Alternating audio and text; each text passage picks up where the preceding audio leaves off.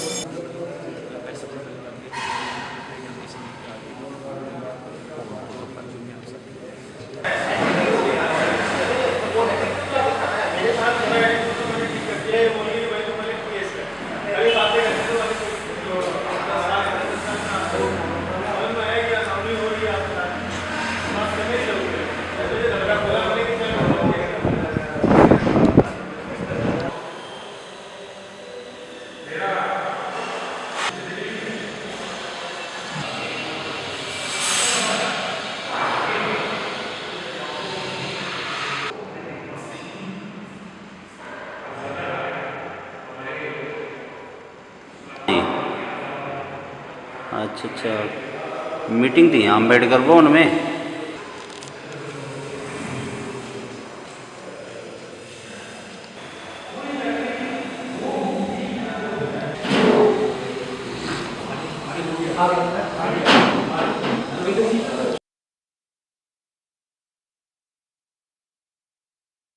मान्यवर टीकम चंद्र गौतम उपाध्यक्ष MBS,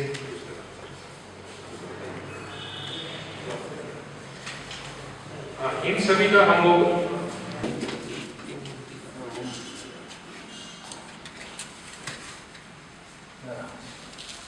दीप से दीप जलाते चलो, भीम की गंगा बहाते चलो।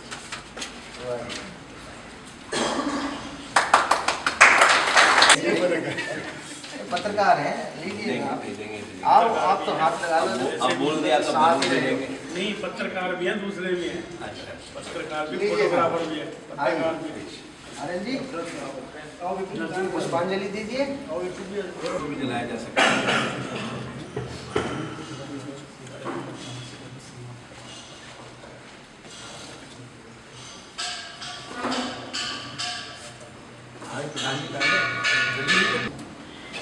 हमारे आज के मुख्य अतिथि, विशिष्ट अतिथिगण, बाबा साहब और महामानव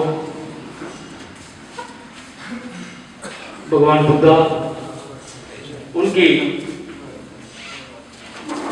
दिव्य जुबलित करके आज के, क्योंकि अभी कार्यक्रम की शुरुआत करते हैं तो सबसे उसके बाद हमारा अभी सम्मान समारोह सम्मानित करेंगे हमारे मुख्य अतिथि डॉक्टर RB लांग्यान जी को।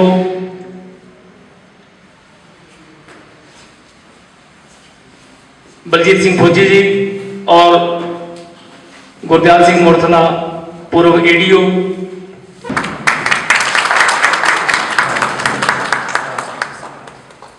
मान्यवर इंजीनियर प्रिंसिपल भारती,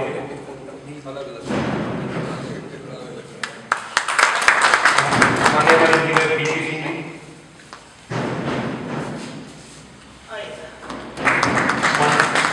मान्यवर इंजीनियर अनिल कुमार जी, मान्यवर हरि सिंह, मान्यवर हरि सिंह,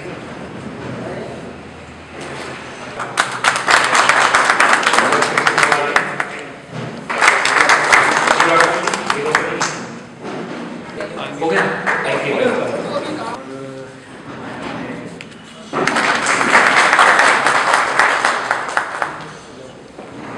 मैं प्रवीण जी को इनवाइट करना चाहूँगा कि वो सभी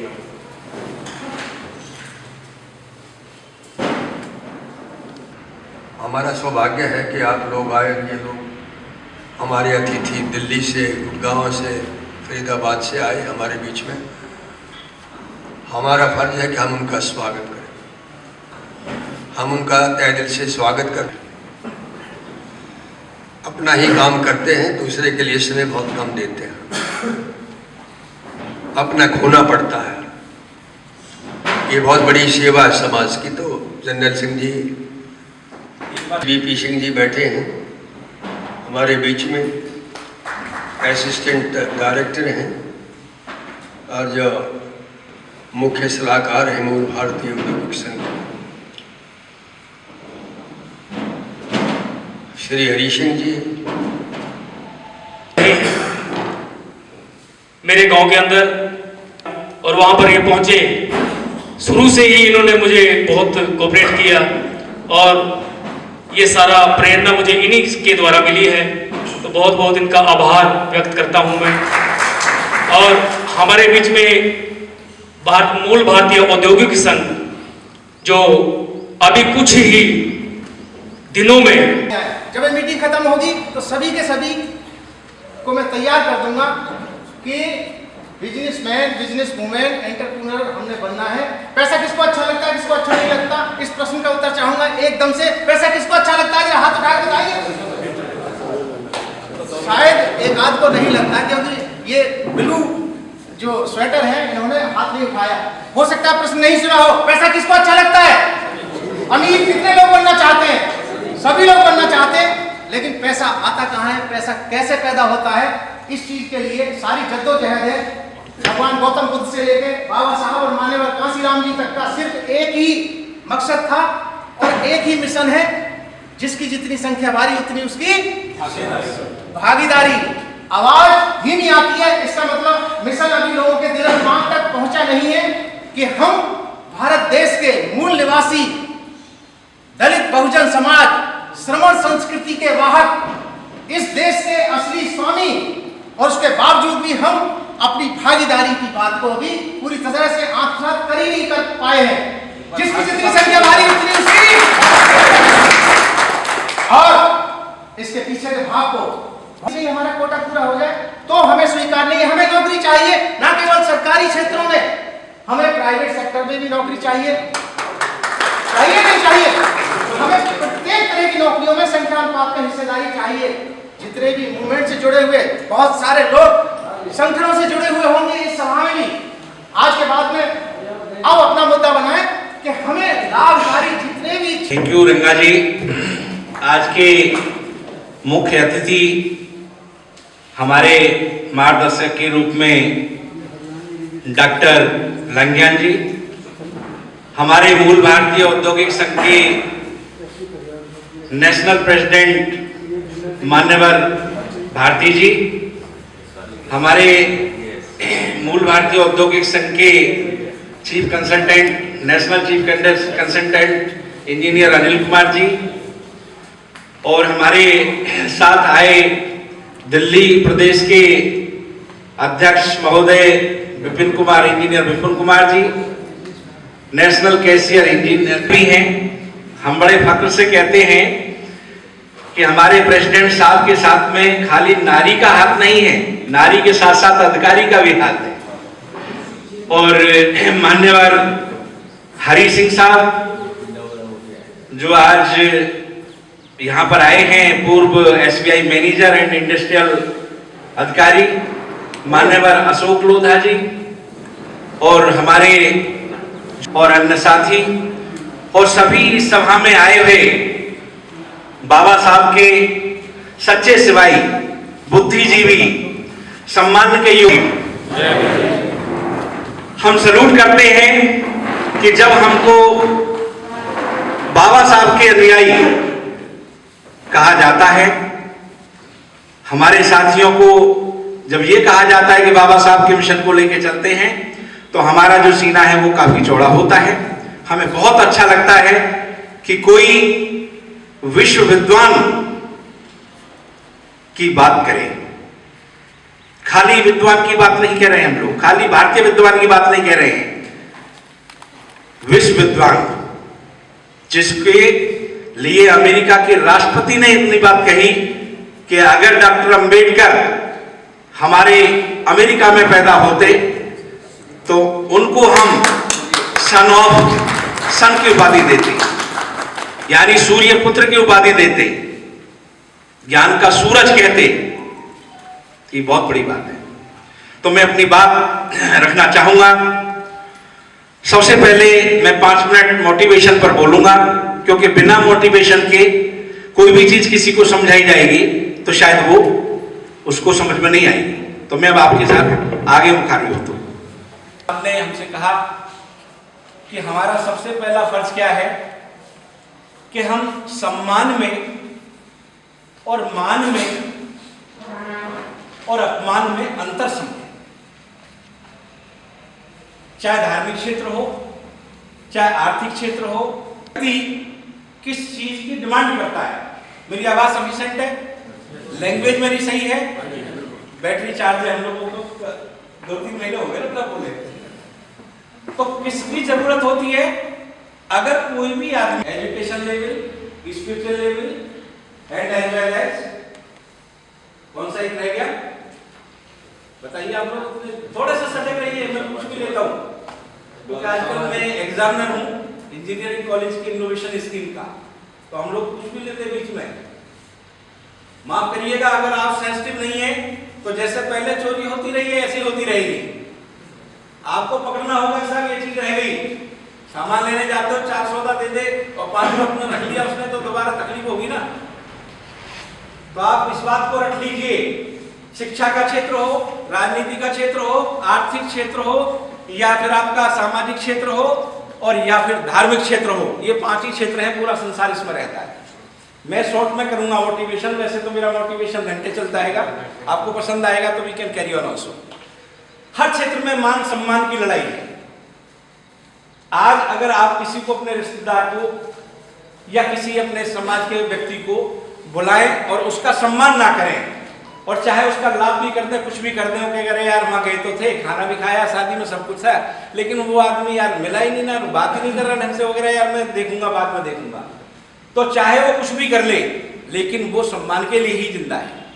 हमारी लड़ाई हर क्षेत्र में सम्मान के लिए है, और हर क्षेत्र में 2 ही लोग होते हैं, एक फॉलोवर होते हैं, एक लीडर होते हैं। जैसे हमारे साथ अब बैठे हैं वो समाज के लीडर हैं और पहले फॉलोवर भी रहे। तो you can not be a good commander if you have not follow the given the command by the seniors. अगर आपने अपने सीनियर की इज्जत नहीं की है तो ये पक्का तय है कि आपकी भी इज्जत मिलने वाली नहीं। तो यू मस्ट बी क्लियर कि जो इस लाइन में आज बैठे हैं इन लोगों ने 10-10, 15-15, 20-20 साल तालियां बजाई है। वो पहले इधर ही थे हम लोग सब, और आज भी हम इधर बैठना ज्यादा पसंद करते हैं। हमारी पूरी टीम इधर बैठना ज्यादा पसंद करती है। We don't believe in Hitler side and individual unique leadership. Unique leadership नहीं चलती आज के डेट में। तो कहने का मतलब मैं वहीं पर आता हूं कि गाड़ी के अगर 4 पहिए हैं तो वो आपका शिक्षा का क्षेत्र एक पहिया है, राजनीति एक पहिया है, सामाजिक क्षेत्र एक पहिया है, और धार्मिक क्षेत्र एक पहिया है। लेकिन ड्राइवर जो है हमेशा इकोनॉमिक क्षेत्र है। किसी गाड़ी में बढ़िया से बढ़िया आप पहिए लगा दीजिए साहब, करोड़ की खरीद लीजिए गाड़ी, जब तक आप ड्राइवर नहीं बैठाएंगे, जब तक ईंधन नहीं डालेंगे, कोई गाड़ी चलेगी? बस मैं यहां से स्टार्ट करता हूं। जब आपको ये पता है कि ये सारे के सारे जो पहिए हैं जाम पड़े हैं, क्यों जाम पड़े हैं? क्योंकि उसमें ड्राइवर ही नहीं है, क्योंकि उसमें तेल ही नहीं है गाड़ी में। अब ये तेल कैसे आएगा इसकी मैं थोड़ा बताता हूं। मैं पिछले 30 साल से प्राइवेट एज वेल एज सरकारी में इसी इंडस्ट्री डिपार्टमेंट में मैंने इलेक्ट्रिकल इंजीनियरिंग किया है, बाद में MBA किया है और PhD भी एनरोल किया है। और मेरा यही क्षेत्र रहता है सिर्फ, जब से मैं पैदा हुआ हूं दिमाग में यही है कि पैसे से कमजोरी की वजह से हमारे सारे के सारे काम खराब हो रहे हैं। समाज में इज्जत चाहिए तो पैसा चाहिए, समाज में शिक्षित आदमी बनना है, शिक्षा में बच्चों को पढ़ाना तो पैसा चाहिए, समाज में आपको धर्म को संचालन करना है तो पैसा चाहिए। बाबूजी चाहिए नहीं चाहिए? उसके बाद अगर आपको शिक्षा के क्षेत्र में जाना तो पैसा चाहिए। तो जब सब क्षेत्र में पैसा चाहिए तो फिर ये कहा भी किसने, ये भी सुन लो। बाबा साहब ने 2 चीज आपको कही थी और मैंने तो पूरा बाबा साहब को पढ़ा है, लेकिन इस चीज को ज्यादा रटा है मैंने जो मेरे काम की थी, और आप भी इसको रट लें। बाबा साहब ने कहा था कि किसी भी समाज के लिए संपूर्ण अगर विकास करवाना है या करना है तो या तो सत्ता बल चाहिए या धनबल चाहिए। इसको रख लो, या तो सत्ता बल से आपका संपूर्ण विकास संभव है, सत्ता बल मतलब सरकार आपकी बन गई तो फिर जो चाहे सो आप उसके हिसाब से पॉलिसी दे दीजिए, और या फिर धनबल है दूसरा। बाबा साहब बहुत ही विद्वान थे, उनको पता था कि अगर सत्ता से मेरे लोग चूके तो उसका कारण धन होगा, और आज वो सामने बात आई। आज की डेट में भूखा नंगा आदमी राजनेता बन सकता है? भूखा आदमी पीएचडी करेगा भी तो किसी काम की नहीं होगी, क्योंकि उसको जब उल्टे पुट्टे छोटे मोटे कहीं कॉलेज से करेगा तो वहां से चलेगा नहीं। तो इसलिए अब हम वही मुद्दे पर आ जाते हैं कि जैसे अभी हमारे प्रेसिडेंट साहब ने बोला कि सुई से लेकर के और हवाई जहाज तक का पुर्जा कौन बनाता था? हमारे बंदे बनाते। अगर मैं थोड़ा सा ब्रॉड चला जाऊं समाज को छोड़ के, तो किसान और मजदूर के जो हम लोग हैं इस देश में नींव रखने से लेकर के और कंगूरे तक, सड़क से लेकर के हवाई जहाज तक, जो भी अन्न से लेकर के पैदा करने से लेकर के और लास्ट में खाद तक, ये सब कुछ हमारा श्रम है। अब उस श्रम का जो जैसी बात आ रही है कि आपने सब चीज बनाया, यहाँ कितनी चीजें हैं, मुझे कोई भी आदमी बता दे कि किसी लाला ने बनाई हो आकर। ये कुर्सी बनाई है मेरे भाई ने बनाई है, ये माइक बनाया मेरे भाई ने बनाया है, ये सब चीजें हम लोगों ने बनाई है, लेकिन उसका पैसा किसको मिल रहा है? दिमाग वाले को। अब दो चीज पे आते हैं। तीन तरह के लोग होते हैं, एक होता है विद्वान, एक होता है चतुर चालाक, और एक होता है फॉलोवर। सिर्फ उसे कोई मतलब नहीं है, दो रोटी खा ली मुझे जो बता दिया। तीन तरह के लोग हैं। अब हमारे जो विद्वान रहे उन्होंने हमें रास्ता दिखाया, तो आज हम यहाँ पर सूट पैंट पहन करके और आपके सामने अच्छी तेज आवाज में बोल रहे हैं। क्या ये आज से 70-80 साल पहले संभव था? क्योंकि विद्वान लोगों ने रास्ता खोला, तब आज हमारी आवाज निकल रही है। अब कहने का मतलब ये है कि अब हमें करना क्या है, तो उसका सीधा रास्ता बताता हूं, और खास करके युवा लोग उसे रख सकते हैं, लिख सकते हैं। देखिए, कभी भी कोई महान आदमी विश्व में बना है, उसके साथ में ये 4D बहुत रही है। 4D का मतलब है, पहला D है डायरेक्शन, यानी कि आपको किसी भी दिशा में सोच आएगी, देखेंगे आप, अरे ये तो बहुत अच्छी चीज है। देन डिजायर, उसके प्रति आपकी इच्छा लागू होनी चाहिए। जैसे हमारा है केयर इंडस्ट्री, तो यार बहुत अच्छी चीज है, इसमें तो पैसा मिलता है, गाड़ी होता है, ड्राइवर होता है, बंगला होते हैं, कहीं भी जाना होता है, विदेश घूमता है। तो ये क्या हमने देखा ना पहले, फिर समझा, फिर डिजायर आ गई। उसके बाद डिसिप्लिन। डिसिप्लिन क्या है? उसके दिशा में काम करना, उसके लिए डॉक्यूमेंट तैयार करना, उसके कायदे कानून मानना डिसिप्लिन है। और 4D बहुत इंपॉर्टेंट है, डेडिकेशन, जो आज मैं नहीं देख रहा हूं।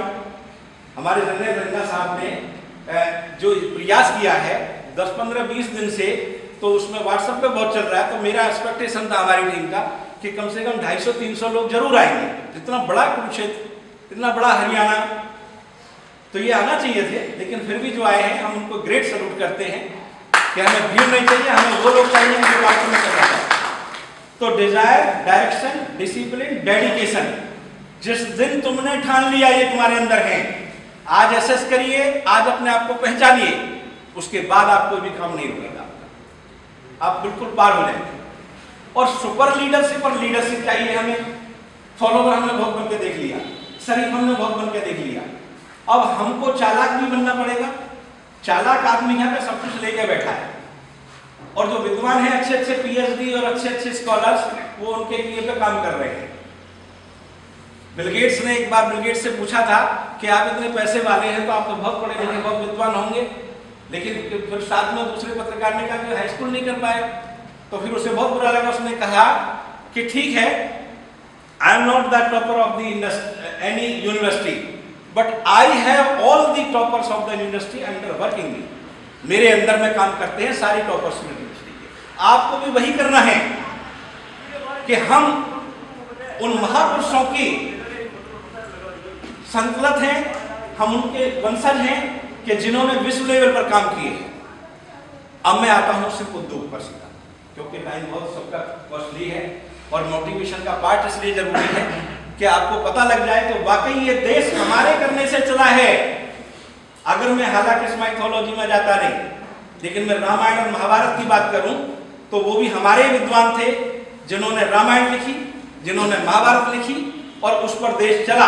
और आज भी जो कॉन्स्टिट्यूशन है वो क्या है, आज की रामायण महाभारत है इनके हिसाब से, उसमें देश चल रहा है। तो ये देश तो हमने चलाया हमेशा, चालाक लोग तो उसका फायदा लेते रहे। अब हमको चालाक बनना होगा, विद्वान के साथ साथ हमें चालाक बनना होगा। चालाक और विद्वान में एक बहुत बड़ा अंतर है।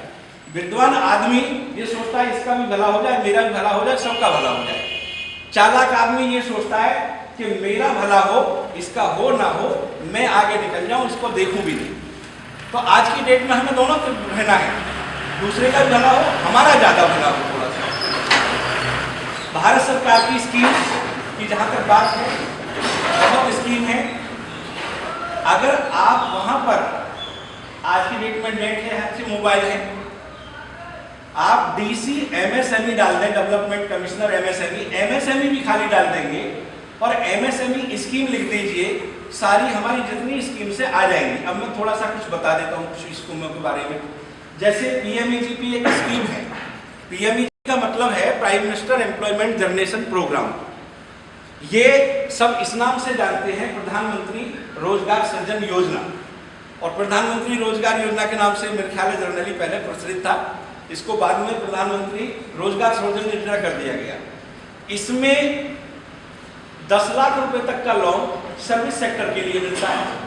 सर्विस सेक्टर बोले तो कोई अगर मानो थोड़ी देर के लिए बात करते रेस्टोरेंट खोलना चाहता है, कोई बार्बर की दुकान खोलना चाहता है, कोई ऑटो रिपेयर की दुकान खोलना चाहता है, कोई कंप्यूटर रिपेयर का दुकान खोलना चाहता है, लाइक दैट। ये सर्विस सेक्टर में आएगा। इसको हमने जो इम्प्लीमेंटिंग अथॉरिटी हमारी, वो आपका NSIC, KVIC और आपका DIC, डिस्ट्रिक्ट इंडस्ट्री सेंटर, जिला उद्योग केंद्र जो है, वो ज्यादातर ये देखता है। पैसा हमारा है, 2500 करोड़ रुपए की स्कीम हमारी है MSME की। लेकिन जब आप जाएंगे तो उसके पास लिस्ट होती है कि किस किस में आप काम कर सकते हैं। तो 10 लाख रुपए तक का लोन किस में मिलेगा? सर्विस इंडस्ट्री के लिए। उसके बाद में मैन्युफैक्चरिंग के लिए 25 लाख रुपए तक का लोन और विदाउट कोलैटरल सिक्योरिटी है। इसमें आपको कोई किसी तरह की सिक्योरिटी नहीं देनी है। वहां जाइए, जाकर के उनसे निकलवाइए, या लिस्ट अगर आपको चाहिए तो जो मैंने बोला है आप पीएमईजीपी भी डाल देंगे, prime minister employment generation programme. लिखना चाहें तो लिख सकते हो, बाद में कहीं दूसरी जगह भी लिख के दे सकते हो ताकि सबका भला हो। इसमें जाएंगे तो उसमें कुछ डॉक्यूमेंटेशन है, 8वां पास तक होना जरूरी है। एक्सपीरियंस कोई जरूरी नहीं है, कोई बहुत बड़ा कोई फैक्ट्री का कारोबार जानता हो कोई जरूरी नहीं है। ये स्कीम हो गई। उसके साथ साथ जो एग्जिस्टिंग इंडस्ट्रियलिस्ट है उनकी हमारी CLSS की स्कीम है। पहले उसमें 1 करोड़ तक का प्रावधान था विदाउट कोलैटरल सिक्योरिटी, 15% उसमें छूट थी।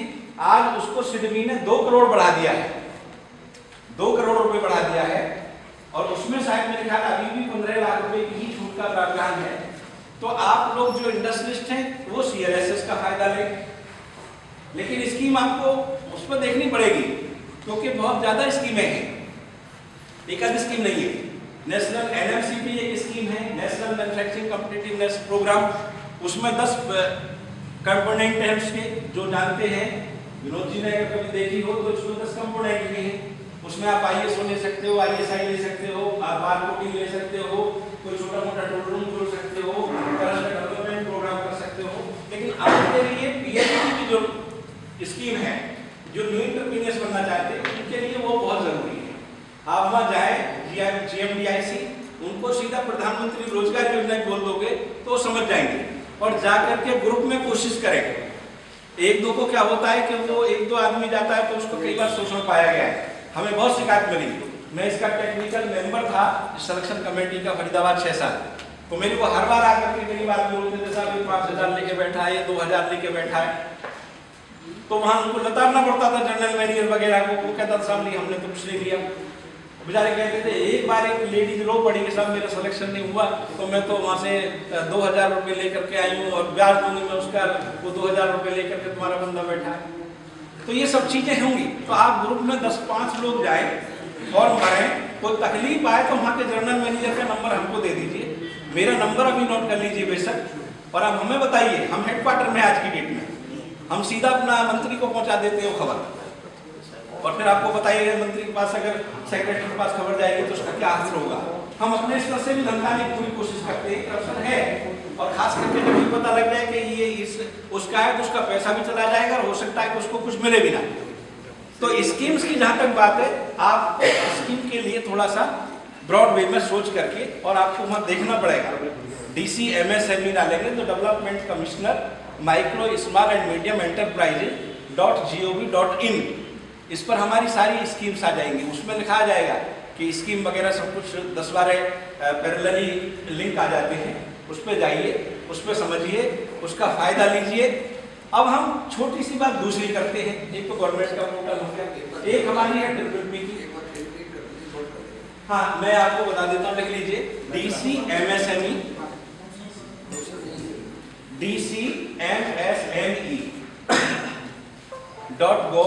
.gov.gov, हाँ .in, ठीक है। वो है एक हमारी स्कीम है, मेरा लिख लीजिए DCMSME .gov.in हो गया।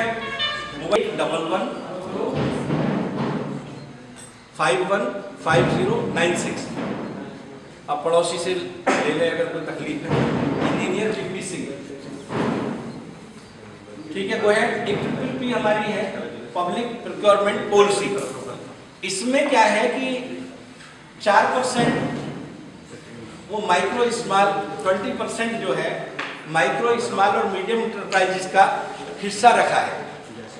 यानी कि जो 63 मिनिस्ट्रीज है हमारी, वो सारी की सारे PSUs गवर्नमेंट हमारी स्कीम्स का जो बेनिफिट है वो माइक्रो और स्मॉल इंडस्ट्री को देंगे।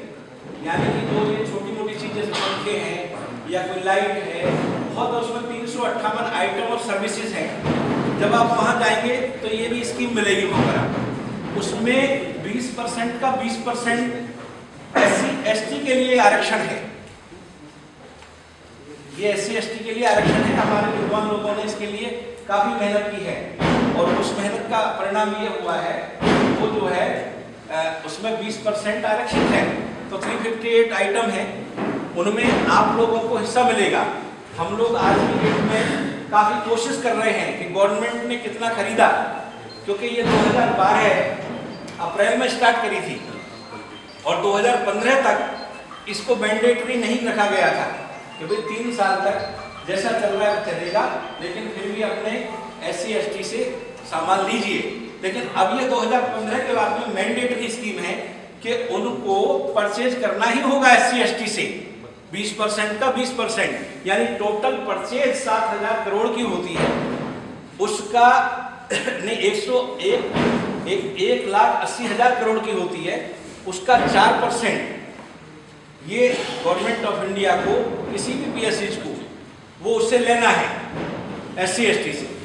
तो ये चीज भी आप देख लीजिएगा, उसमें कुछ नियम और कायदे कानून है, 11-12 कानून है जो ऑलरेडी काम कर रहे हैं। अब हम ये कोशिश करें कि भाई अब बात तो हो जाती है, प्रैक्टिकल कैसे करें।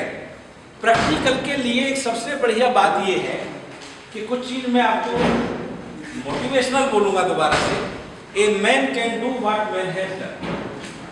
प्रत्येक व्यक्ति वो कार्य कर सकता है जो किसी एक ने किया हो, बशर्ते कि फिर वही बात आती है, डिजायर, डायरेक्शन, डिसिप्लिन और डेडिकेशन अंदर होना चाहिए। अगर ये चीज नहीं है तो आज ही ले लीजिए, इसके लिए कोई उम्र नहीं है। कभी भी किसी की कोई अच्छे काम करने की कभी कोई इच्छा हो सकती है।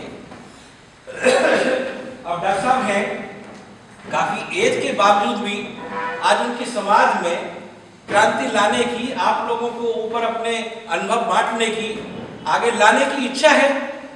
उसी डायरेक्शन में काम कर रहे हैं। तो ये जीते जागते उदाहरण हैं जो मैं बोल रहा हूं आपको, तो ये आपको करना होगा। दूसरे, एक बात ध्यान रखिए, जैसे अभी हमारे भारती साहब ने कहा कि भाई ये मत कोशिश करो कि इसकी बुराई कर दें, उसकी बुराई कर दें, इसकी बुराई कर दें, अपनों की बुराई कर दें, पराई बुराई कर दें। एक बार आदमी के दिमाग में आ गई ना मुझे बुराई करना है, तो फिर उसको बुराई के घर हो जाता है। Leave it. मैं एक मिर्जा गालिब का एक शेर है, वो मैं जनरली कहता हूं लोगों को कि उम्र भर गालिब बस एक भूल करते रहे, भूल जमी थी चेहरे पर और आईना साफ करते रहे।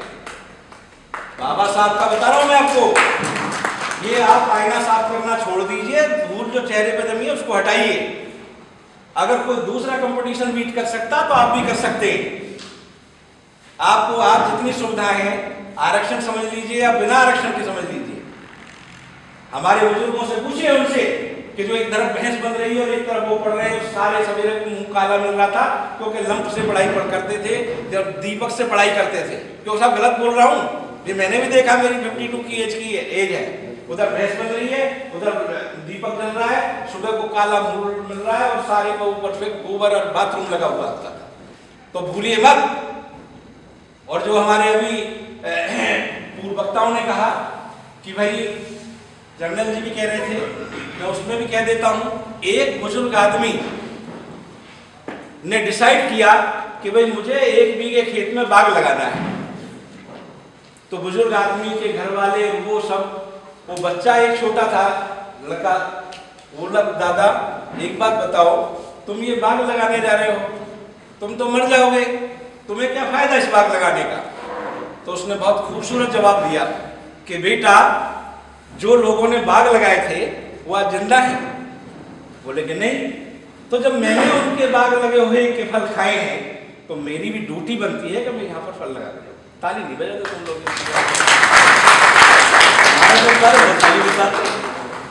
तो कहने का मतलब ये है कि हमारी ड्यूटी है ये, हम किसी के ऊपर एहसान नहीं कर रहे।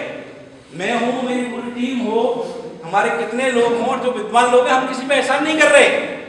हमारे बुजुर्ग बाबा साहब हों, संत कबीर हों, संत रविदास हों, या जो भी हमारे पथ प्रदर्शक रहे हैं, भाई वो हमारे लिए पहले बाग लगा के गए थे ना। आज हम किसकी फसल काट रहे हैं? बाबा साहब की और अपने महापुरुषों की काट रहे, नहीं काट रहे, चाहे धार्मिक हो, चाहे राजनीतिक हो, चाहे शैक्षिक हो, चाहे कुछ भी हो। अगर बाबा साहब इतना बड़ा रास्ता नहीं खोलते, इतना बड़ा बाग नहीं लगा के जाते, तो क्या आज हमें कुछ मिलता क्या? तो इसलिए आज शपथ ग्रहण करें हम सब लोग कि हम अपने हिस्से का पेड़ लगा कर जाएंगे। कौन कौन मेरी बात से एग्री करता है? आज से हमें सबको कसम है कि जरूरी नहीं है कि हम सबको पैसा ही दें, किसी को मान सम्मान से भी आगे लाया जाता है। एक मिनट और लूंगा मैं फिर ज्यादा टाइम नहीं लूंगा आपका। एक बार एक राजा ने डिसाइड किया कि मैं 50% अपने खजाने का हिस्सा और गरीब आदमियों को दूंगा। तो उसमें एक फकीर था कोई, बोला यार मुझे तो खजाने की जरूरत नहीं है, लेकिन ऐसा है कि देख के तो आऊं कैसा है। तो लाइन लगी थी लंबी लंबी, वो लाइन में जाके लास्ट में लग गया। तो राजा अपने हाथ से दिलवा रहा था, कभी कभी घूमता भी था।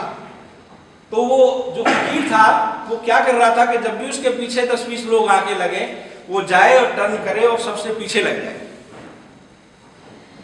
फिर उसने आगे वालों को देता रहा। राजा देख रहा था कि कौन क्या कर रहा है।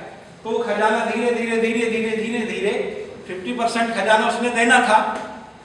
वो जब उसे लगा गया 10, 20, 50 हजार का सामान बचा है, तो वो धीरे से गया और उसने उस फकीर को बोला कि भाई मुझे समझ नहीं आ रही कि तू फकीर है और तू हर बार सुबह से मैं देख रहा हूं कि हर बार तेरा नंबर आ जाता है और तू वहां से निकल करके सबसे पीछे लग जाता है, तू कर क्या रहा है?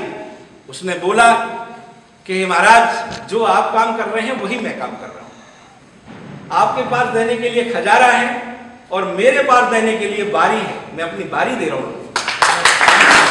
तो आज से आप अपनी बारी लेना सीखो। अगर मैं अपने रिश्तेदार को, अपने दोस्त को, अपने किसी आदमी को आगे नहीं लाऊंगा तो डेफिनेटली मेरा रास्ता रुक जाएगा। तो आज से एक तो बारी देना सीखो, दूसरे नंबर डिजायर, डायरेक्शन, डिसिप्लिन, इसको लाइए, सुपर विद्वान बनोगे। और ट्रिपल प्लेस का और ध्यान रखें, ट्रिपल पी का, प्लेस, पर्सन और पीरियड देख करके बात करिए। ये नहीं है कहीं भी मुंह बोल करके खोल के चले आए, पता लगा कि कुछ और ही परिणाम निकला। जिस दिन आप प्लेस, पर्सन और पीरियड, समय, स्थान और व्यक्ति की तुमको पता लग जाएगी। सबसे बड़ी कमजोरी हमारे लोगों की यही है। बड़े बड़े विद्वान मैंने देखे हैं कि जो स्टेज पर ही ना गाली खा जाते हैं, और वो यही है कि वो देखते नहीं है कि किन आदमी से बात कर रहा हूं, ये देखते नहीं है कि कौन समय है, वो देखते नहीं है कि हम क्या स्थान, कौन सा स्थान है इनका। तो समय, स्थान, ट्रिपल पी भी लिख लीजिए और 4D भी लिख लीजिए। प्लेस, पर्सन और पीरियड देख करके बात करिएगा। तो मैं ज्यादा आपका समय ना लेते हुए, मैं आप लोगों से, अगर मेरी कहीं गलती रही हो, तालियों के साथ स्वागत है। दूसरे हमारे तालियां दोनों साथ और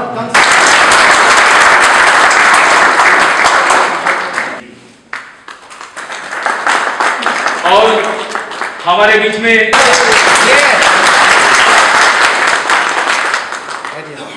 दूर से यहाँ पे आए, हम इकट्ठा रहे। आज यदि बात करें, सभी लोग अपने अपने कामों में बिजी हैं और कोई नहीं चाहता कि एक दूसरे का हम सहायता करें, वो आगे बढ़े। सभी सोचते हैं कि हम आगे बढ़े, सभी से आगे निकले, लेकिन आप लोग यहाँ पे आए, आप सभी का तहे दिल से धन्यवाद करते हैं। और मैं भी अपने बारे में कुछ कहना चाहता हूँ। जैसे नाम दिलजीत है, कैथल जिला के कोलेखां गांव से मैं बिलोंग करता हूँ। बेसिकली यदि बात करें पढ़ाई की, पढ़ाई मैंने ओनली 10वीं तक की है, पढ़ाई मैट्रिक है। और यदि बिजनेस की बात करें, बिजनेस अभी मैं होम डेकोरेटिंग का कर रहा हूँ। और यदि अनुभव की बात करें, पिछले तकरीबन 10-11 सालों में बहुत सारा अनुभव हमने भी किया है। जैसे मैं चंडीगढ़ में प्लेसमेंट चला चुका हूँ, प्लेसमेंट सर्विस, सिक्योरिटी सर्विस। लेकिन वहाँ पे मैंने एक ही बात सीखी कि बिना करे कुछ नहीं होता। वहाँ पे जब मैं यहाँ से गया था तो एक सिक्योरिटी गार्ड की नौकरी मैंने वहाँ पे जाके की थी। कुछ दिनों के बाद जैसे वहाँ पे मैंने सिक्योरिटी गार्ड की नौकरी करी, जो मेरे चाचा जी थे वहाँ पे एम्प्लॉय थे, उनके पास में रहता था। तो जब मैं सैलरी लेने के लिए गया तो तकरीबन 1800 रुपये सैलरी थी तब, और मैंने साइन कर दिया, मैंने लिख दिया DS मेहरा। तो वो पूछने लगे, बेटा ये क्या है? मैंने कहा ये मेरा नाम है DS मेहरा। तो कहता है ऐसे नहीं मेहरा बनता, जब 10 लोग आपको जानेंगे कि मेहरा है तभी मेहरा बनोगे, आपके अकेले से कहने से कुछ नहीं। तो दोस्तों उसी दिन मैंने अपनी वर्दी निकाल के उसकी कुंटी के ऊपर टांग दी थी, और मैंने कहा था दोस्तों कि मैं आपके पास तब आऊंगा जब मैं DS मेहरा बन जाऊंगा। तो दोस्तों वहां पे मैंने door to door, shop to shop, company to company, telemarketing, domestic call सेंटरों में काम किया। 3 साल डोर टू डोर काम किया। उसके बाद अनुभव होता गया, कंपनियों के अंदर एक्सपीरियंस आता गया, आगे बढ़ता गया। और एक दिन ऐसा आया सर कि मैंने अपना खुद का प्लेसमेंट सर्विस और सिक्योरिटी सर्विस खोल लिया। और लगभग सभी अखबारों में ऐड आती थी। तब उसके पास गया, जब मैं उसके पास गया तो एकदम वो कुर्सी छोड़ के खड़ा हो गया। सर कहाँ से आए हो आप? पर्सनैलिटी बढ़िया थी। तो मैंने कहा सर मैं DS मेहरा हूँ। आप कौन सा अखबार पढ़ते हैं? लगभग अखबारों में मेरी ऐड है। तो दोस्तों आपको जानकर अति खुशी होगी, वो नपरा सिक्योरिटी थी और मेरे साथ मिलकर उसने 3 साल मेरी सिक्योरिटी में काम किया। तो कुछ हाल ऐसे हुए, पिताजी बीमार हो गए, लगातार 13 साल तक वो बीमार रहे। उसको मैं उठाता इधर उधर घूमता रहा, तकरीबन 7-8 ऑपरेशन किए उसके, और उसके बाद वो एक्सपायर हो गए। तो मैंने अपना बिजनेस नहीं संभाल पाया, बिजनेस एकदम बंद हो गया था। तो मेरा जो ऑफिस था चंडीगढ़ था, मोहाली था, पंचकूला था, बद्दी था, लगभग मैंने कवर कर दिया था। लेकिन बाद में मैं संभाल नहीं पाया, दोबारा फिर बंद हो गया। लेकिन एक बात मैंने सीख ली थी कि दिलजीत यदि कुछ करना है तो कुछ बड़ा ही करना है। क्योंकि मैंने सिर्फ 10वीं कर की थी और मैं इंटरव्यू MA BA करे हुए के लेता था, क्योंकि मैं असिस्टेंट डबल MA करे हुए मैडम रख लेता। तो उनसे मैंने सीख लिया कि नौकरी में तो कुछ होने वाला नहीं है, करना तो बिजनेस ही पड़ेगा। क्योंकि job, what is the meaning for job? Job क्या है? Just obey the boss. नौकरी के अंदर भूखा आदमी मरता नहीं, फालतू कुछ करता नहीं। उसमें सिर्फ अपने जीवन की हम रोजी रोटी चला सकते हैं, समाज में कुछ अलग से कार्य उसके साथ हम नहीं कर सकते। और वो नौकरी हमें 30-35 साल तक करनी पड़ती है। और 30-35 साल के बाद भी आपने देखा होगा, चाहे वो मिलिट्री में है, चाहे जो भी एक्स सर्विसमैन है, ATM के आगे बंदूक लिए खड़ा मिलता है। यदि नौकरी इतनी बढ़िया होती तो क्या उसने दोबारा नौकरी करने की जरूरत पड़ती? ये बात मेरे माइंड के अंदर क्लिक कर गई कि नौकरी तो करेंगे, नहीं करेंगे तो अपना बिजनेस करेंगे, और बिजनेस भी ऐसा करेंगे कि लोगों को पता लगेगा कि बिजनेस है। तो बस यही था, सोचते रहते थे कि अब करेंगे, कल करेंगे स्टार्ट, लेकिन मैंने कभी ये नहीं सोचा। मैंने तुरंत भी जो डिसीजन लेना होता था, चाहे उसमें लॉस हो चाहे प्रॉफिट हो, मैं उस काम को कर देता था। क्योंकि मैंने एक लाइन पढ़ी थी, यदि तुझे मालूम है अपने हालात बदलने का, यदि तुझे मालूम है अपने हालात बदलने का, तो क्यों इंतजार करता है सूरज के निकलने का? अरे खुदा भी अपनी किस्मत नहीं बदलता मेरे दोस्त, जिसे शौक ना हो अपनी किस्मत बदलने का। तो दोस्तों, ये तो ठान ली थी कि मैंने बिजनेस करना है, लेकिन ये नहीं पता था कि बिजनेस कैसे करना है। तो आप जैसे लोगों से मिला, सभी ने अपना अपना एक्सपीरियंस, जो अनुभव था मेरे साथ शेयर किया। तो उन्होंने बताया, दिलजीत यदि आपने कोई भी काम करना है सिस्टम से करना पड़ेगा। मैंने कहा सिस्टम से कैसे? तो उन्होंने मेरे को समझाया, हर एक काम सिस्टम से चलता है। जैसे ये पंखा है, पंखा बढ़िया कंपनी का है, यदि हम इसका बटन नहीं दबाएंगे नहीं चलेगा। तो मैंने देखा, मेरे कुछ मित्र थे जो पेंट का काम करते थे। तो पेंट का काम करते तो उसमें प्रॉब्लम क्या आती थी, कितने बढ़िया पेंट कर लो, जहां पे नमी है, सीलन है, वहां पे वो उतर जाता है। कंपनी वालों से बात करते थे, नरलैक एशियन से, वो कहते थे हमारी तो ये गारंटी है कि हमारा माल ओरिजिनल है, और कोई गारंटी नहीं, चाहे आपका 10 दिन में उतरो चाहे 15 दिन में उतरो। दोस्तों, मैं दिल्ली गया था, मैंने एक वहां पे मार्बल पेंट का स्टोन वगैरह करते हुए देखे। मैंने उनसे पूछा, दोस्त ये क्या है? उन्होंने बताया कि दोस्त ये जीरा है, दीवार के ऊपर होता है पेंट की तरह। फिर मैंने पूछा इसकी वैलिडिटी क्या है? कहते इसको यदि हम बढ़िया तरीके से करें तो ये 10-15 साल नहीं जाता। मैंने कहा ऐसा है? मैंने कहा यदि उसमें नमी वगैरह हो? कहता नमी में भी ये 5-6 साल नहीं जाएगा। तो मैंने सोचा दिलजीत बिजनेस तो बढ़िया है, यदि कहीं और कर ले इससे पहले हम इसको शुरुआत कर देते हैं। दोस्तों, इतना पैसा नहीं था मेरे पास। पहले मैंने उसको ढूंढा कि ये मटेरियल कहाँ से आएगा, फिर मैंने इसको ढूंढा कि होगा कैसे। उसके लिए मैंने खुद सीखना पड़ा पहले काम। जब काम सीखे तो मैं इसको चलाने की कोशिश करने लगा, तो 1-1.5 लाख रुपए लगना था, मेरे पास 1-1.5 लाख रुपए नहीं थे। तो मैंने सोचा कि अब चलेगा कैसे। तो सेलर के अंदर मैंने नौकरी करी एज ए ऑपरेटर की।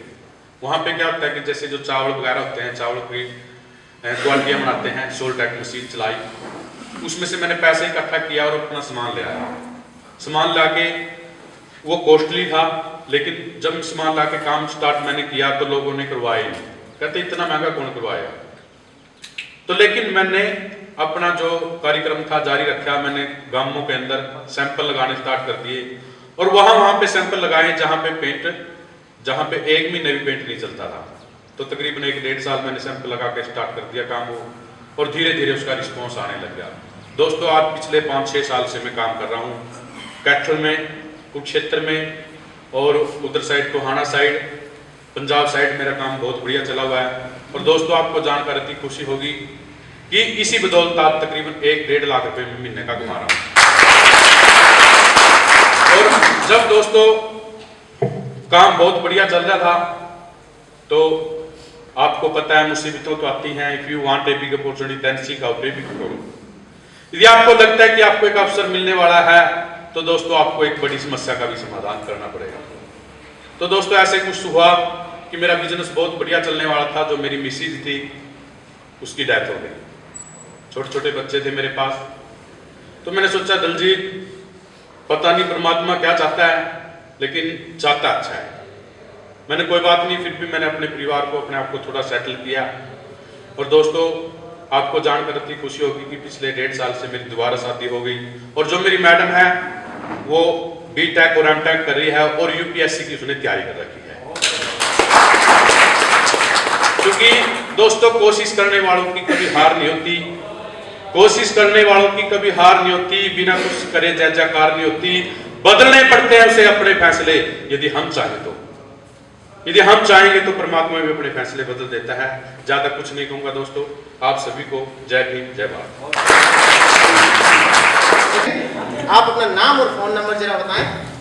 दोस्तों, मेरा नाम दलजीत है, दलजीत सिंह मेहरा, और दलजीत होम डेकोरेटिंग के नाम से मेरा बिजनेस है। और दोस्त, दलजीत होम डेकोरेटर।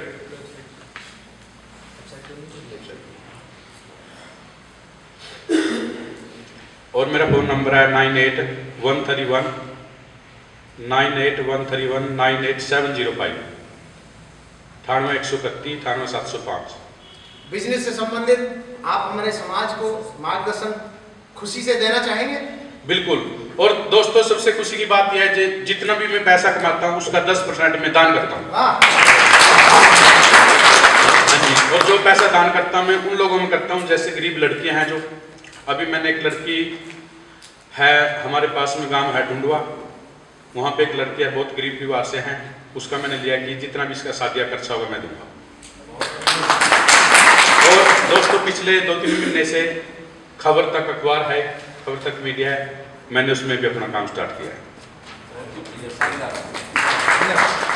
सबको जय भीम, नमो बुद्धाय। मैं अपना एक्सपीरियंस पहले शेयर कर चुका हूँ, लेकिन हमारे गेस्ट जो भी आए इनके सामने एक्सपीरियंस आइए सर शूट रखता हूँ। मेरा गांव थाना है, प्राइवेट कॉलेज में असिस्टेंट प्रोफेसर हूँ, बुद्धा कॉलेज ऑफ मैनेजमेंट आपके रावड़ी लंबा के पास है। सर मैं बिल्कुल शॉर्टकट में कहूँगा, 7-8 साल पहले मेरे ब्रदर जो गेस्ट टीचर थे उनके साथ उनका एक स्टूडेंट होता था रिंकू। तो वो कहता, दादाजी लगते हैं मुझको, कहता दादाजी मुझे कुछ काम चाहिए, मेरे पास काम नहीं है, मेरे फादर साहब तो मजदूरी कर करके थक गए, मैं क्या करूँ। तो हमने सोचा भी क्या करें, तो मेरे ब्रदर ने क्या किया सर, मेरी मिसिज के जेवर और उसकी मिसिज के जेवर मुथूट फाइनेंस में रखे है वो 40,000 बिना बताए घर, क्योंकि घर वाले अलाउ नहीं करते थे किसी भी सूरत में कि बिजनेस करे। छोटा ब्रदर रखा है, किसी को बताया नहीं। एक वाल्मीकि मंदिर है उसकी दुकान है, उसमें बिजनेस स्टार्ट किया सर, पेंट का स्टार्ट किया। 6-7 लड़के अपनी कम्युनिटी के, उनसे बोला कि आप पेंट हमसे लो।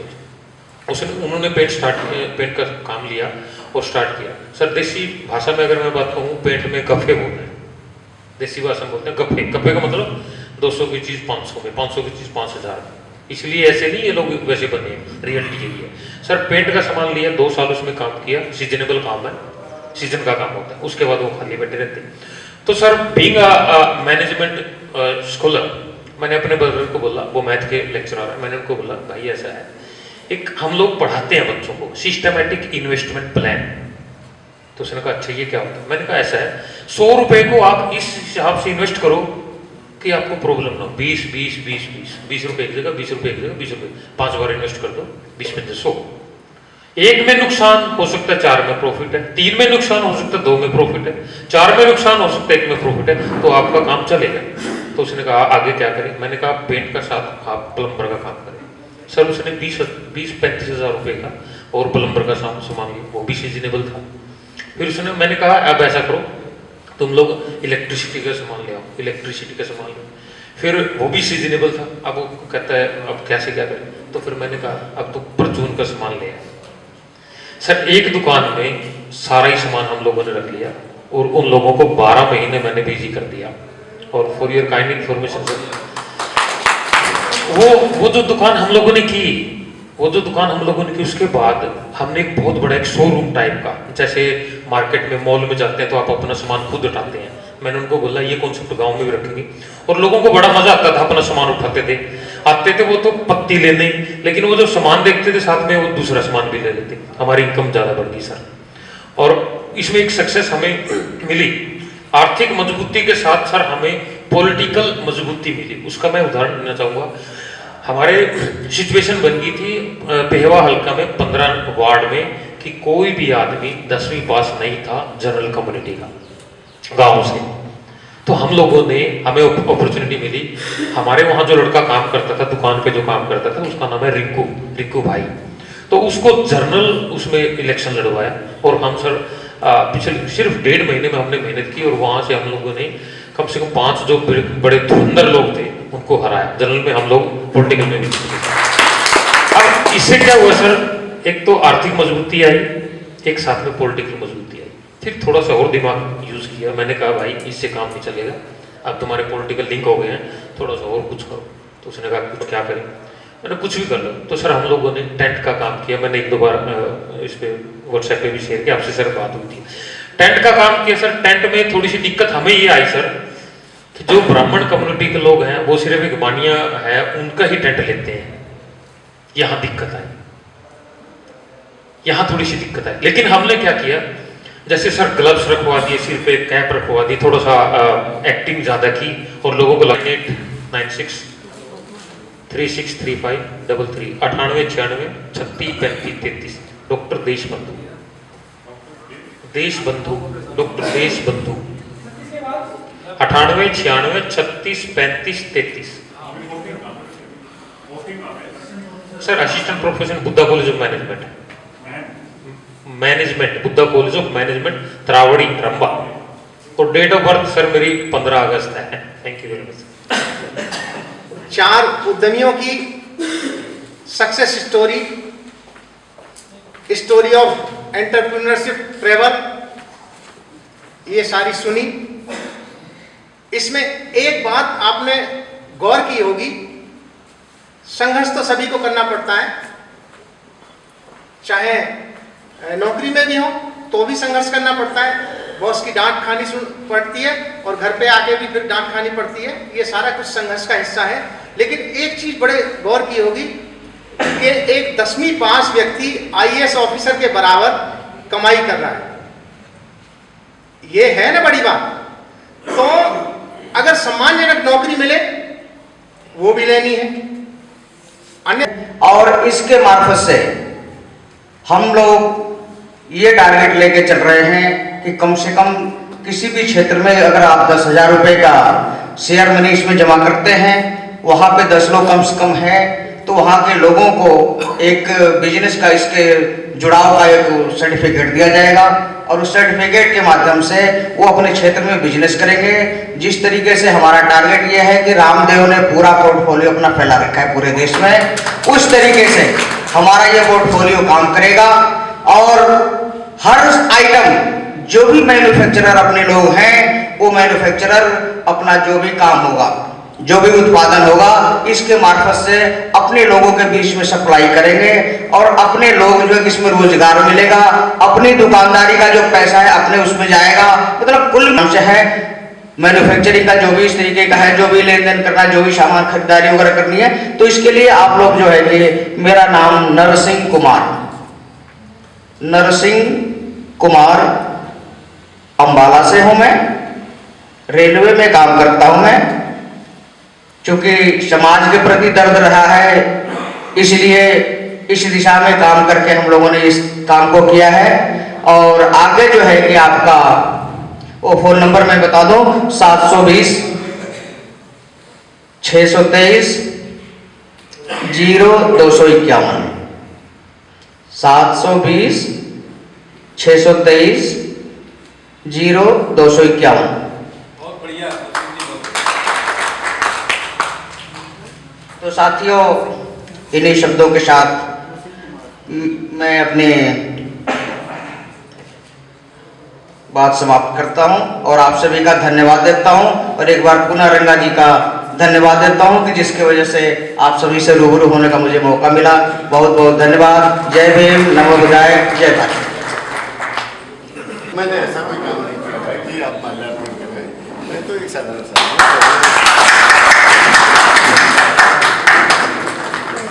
कॉन्स्टिट्यूशन प्रेरणा लेते रहते हैं। और जो DD पास में हमने जो सिविल सर्विसेज के एग्जाम में पढ़ी रट्टा मारी, वो उससे बिल्कुल अलग पढ़ा है।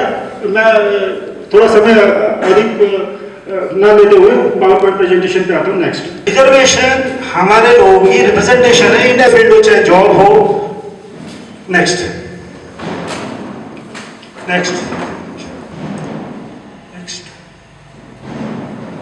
ये बाबा साहब ने एक आगरा में वो गए थे, एक भाषण दिया था 18 मार्च 1956 में। तो उन्होंने कहा कि भाई मेरे पढ़े लिखे लोग मुझे साथ नहीं दे रहे, तो ये उनकी इच्छा थी कि भाई हर आदमी जो भी अपनी कमाई कर रहा है उसका 20% दे। तो एटलीस्ट हमें बाबा साहब से जो डोनेशन के लिए उन्होंने एक मिनिमम लेवल हमें डिफाइन कर दिया कि भाई 5% तो हमें देना ही देना है।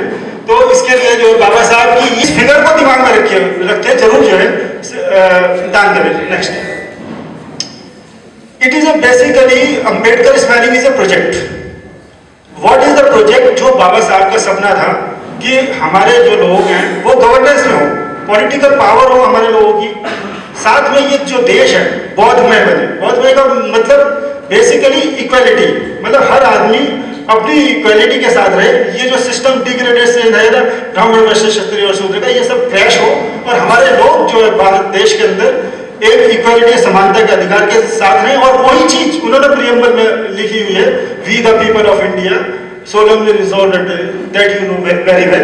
तो इफ अगर हम बाबा साहब की बात मान रहे हैं, बाबा साहब के रास्ते पे चल रहे हैं, तो definitely Ambedkar will smiling. Next, आपको पता होगा, तो इसमें आप ये देखें कि we the people of India solemnly resolve the scheduled sovereign secular democratic and to secure all its citizens के लिए justice, social, economic and political. अगर हम इसमें देखें हमारा मतलब justice system in the means की हमें किस में फेयरली जस्टिस इक्वालिटी किस में चाहिए, सोशल में चाहिए, इकोनॉमिक में चाहिए और पॉलिटिकल में चाहिए। सोशल में आज की डेट में ये खुद ये जो मूल भारतीय औद्योगिक संघ है, ये भी एक एनजीओ है और इस तरह की 7.5 लाख रजिस्टर्ड ऑर्गेनाइजेशन है बाबा साहब के ऊपर और या धर्म के ऊपर रजिस्टर्ड ऑर्गेनाइजेशन है। और इसका मतलब ये है कि we have developed in the social direction and आज की डेट में हमें किसी भी तरह की जो है किसी डिपेंडेंसी की जरूरत नहीं है सोशल डेवलपमेंट के लिए। Second, political you all know very well, जब से बाबा साहब ने सबसे पहले आरपीआई फॉर्म की थी उसके बाद लगभग देश में रिनोल्ड 10-12 पॉलिटिकल पार्टीज हैं और कई तो पावर्स में भी आ चुकी हैं, तो इसमें भी हमने मतलब अचीव किया है। बट इकोनॉमिक फील्ड में there is no work has been done, we have not achieved any economic stability equality, तो इसके लिए हमें काम करना है।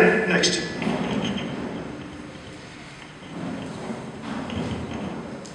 This is the current social threats, social justice, social, economic and political. ये जो थ्रेट्स हैं जो आप सबको पता है, seeking justice has become unaffordable, we have established mechanism to subscribe the constitution. यानी कि जस्टिस अगर हमें चाहिए तो भी हमारे पास कुछ ना कुछ सिस्टम जरूर है, लोअर कोर्ट है, ये we can go definitely. Socials में जो फ्रीडम माइंडसेट है ग्रास रूट लेवल पे, इंटर रिलेशनशिप नहीं है इसलिए नहीं, बट इसको अगर हम किसी भी तरीके से ऑर्गेनाइज फॉर्म में काम करें तो सोशल इक्वालिटी हम अचीव कर सकते हैं। Political, we have already achieved, as I told you.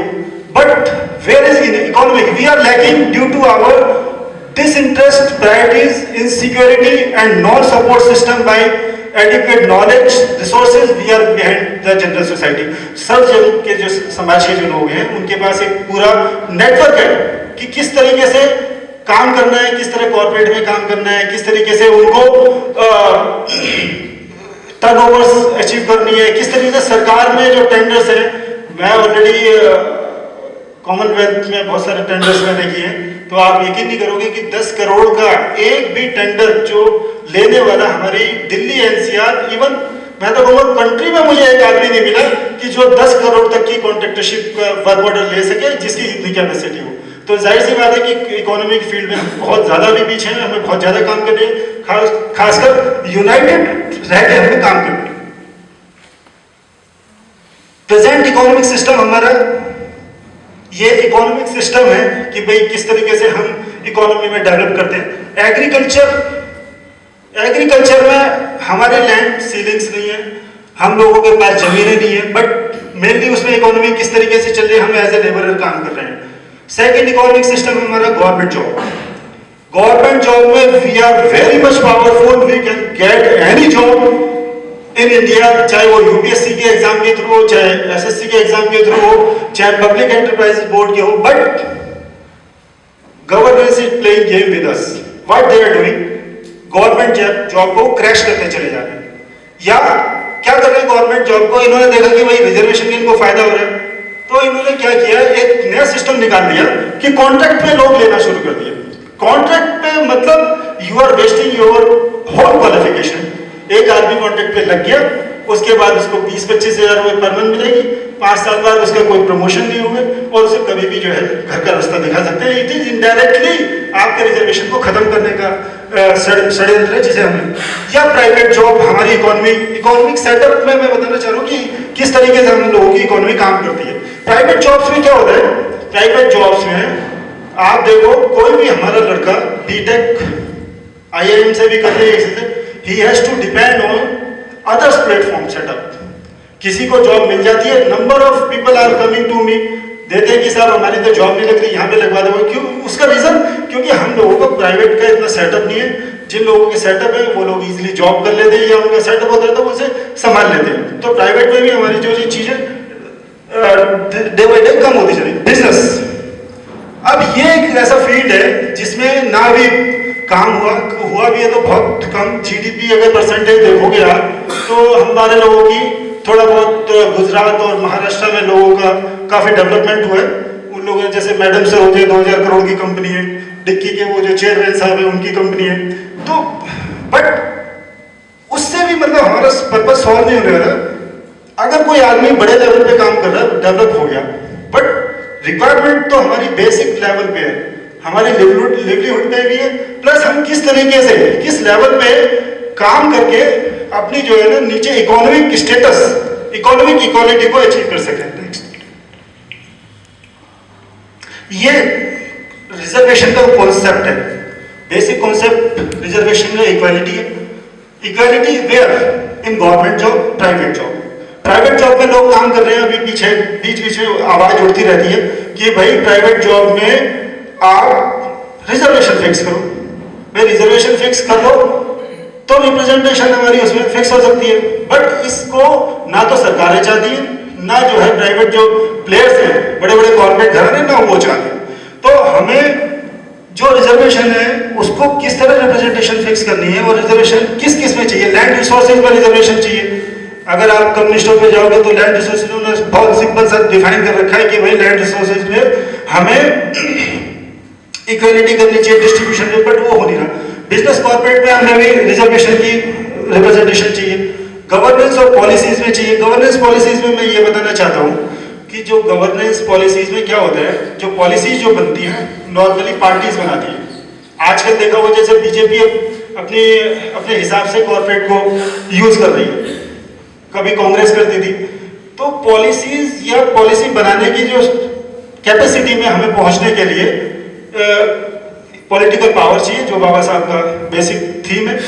Secondly, अगर हमारे गवर्नमेंट के भी लोग जो IAS ऑफिसर्स हैं वो लगभग 25 साल की नौकरी के बाद एक जॉइंट सेक्रेटरी लेवल पे होते हैं जहां वो पॉलिसीज मेकिंग में उनका पार्ट प्ले होता है. इवन हमारे यहाँ तो चीफ इंजीनियर भी रैंक में भी पॉलिसी का पार्ट नहीं होते, उससे भी ऊपर जो है एडिशनल सेक्रेटरी या वो लोग होते हैं. तो इसमें हमारी रिप्रेजेंटेशन इंश्योर होनी चाहिए किसी भी तरीके से. जुडिशल में हमारी कोई रिप्रेजेंटेशन नहीं है. मेरी नॉन नॉलेज में अभी तक एक वर्मा जी हैं जस्टिस जो केरला हाई कोर्ट के थे, नाउ ही इज नो मोर. तो उसके अलावा चीफ जस्टिस अभी तक हमारे लिए सिर्फ KG बालाकृष्णन साहब हैं जो चीफ जस्टिस जो सुप्रीम कोर्ट के, या ये फिगर है. बट मास लेवल पे आप सोचोगे नहीं. अगर यही सिस्टम अगर UPSC एग्जाम लेने लग जाए 10 साल के एक्सपीरियंस वालों को, मेरी गारंटी है कि कम से कम हाई कोर्ट, सुप्रीम कोर्ट में सब जगह हमारे लोग बचते. We are very much competent for in that. उसने सारा बिजनेस इकोनॉमिक जो है अपने पास ले रखी है और 80% लोग जो है हाशिए पे, they are only following them. Next, ये एम्प्लॉयमेंट सेक्टर है. इसमें अभी तक आप देखोगे कि अलग अलग सेक्टर है. एग्रीकल्चर का 53% डाटा पुराना है. मैन्युफैक्चरिंग कंस्ट्रक्शन, तो इसमें आप देखो ना गवर्नमेंट जॉब का अगर आप देखोगे तो इसमें सिर्फ 2% है. यानी कि अगर हमें रिजर्वेशन की वजह से गवर्नमेंट में जॉब मिल गई, वो भी हमारा रिजर्वेशन पूरा नहीं. नंबर ऑफ जो सीट्स हैं लेक्चरर की, प्रोफेसर की खाली रहती हैं, आप सबको भी पता है. चाहे वो दिल्ली यूनिवर्सिटी हो, चाहे वो कुरुक्षेत्र यूनिवर्सिटी हो, चाहे वो मद्रास की यूनिवर्सिटी हो, तो लोगों की रिप्रेजेंटेशन पूरी। अब आप देखो रिजर्वेशन 2% के लिए हम फाइट कर रहे हैं, उसके लिए भी जो है ना अलग अलग तरीके से षड्यंत्र रचा जाता है कि हम किसी भी तरह इसमें भागीदारी ना करें। नेक्स्ट, ये ट्रेंड है जीडीपी का, हाउ जीडीपी इज अचीविंग। तो इसमें आप देखोगे ये एग्रीकल्चर सेक्टर है ग्रीन वाला। तो पहले कभी किसी जमाने में 70s में agriculture is the main economy, हमारे देश को एग्रीकल्चर इकोनॉमी बोला जाता था, जिसमें 70% था। बट अब धीरे धीरे ये डिप्लीट होती चली जा रही है, इंडस्ट्रीज भी आपकी डिप्लीट चली जा रही है। पर एक सेक्टर है जो आप देख रहे हो, सर्विस सेक्टर। ये जो सेक्टर है it is rising in India. Modern economy में ये समझने की जरूरत है कि हमें किस तरीके की बिजनेस चाहिए। अगर मैं किसी IIT या IIM के लड़के से या DC के लड़के से, पास आउट लड़के से मैं ये बोलूं कि भाई तुम जो है ना बिल्डिंग मटेरियल की दुकान खोल लो, तो वो नहीं करेगा, बिकॉज इसको अंडर एम्प्लॉयमेंट कहते हैं मैनेजमेंट के टर्म में, it is called under employment. तो what we have to do, we have to make invest in the service sector. किसी भी सेक्टर को कभी भी सर्विस सेक्टर बनाया जा सकता है। ये जैसे कि सपोज करो आप एक मैन्युफैक्चरिंग इंडस्ट्री 20 लाख का लोन लिया, मेक इन इंडिया में कोई किसी बंदे ने अपनी मैन्युफैक्चरिंग इंडस्ट्री रजिस्टर कराई।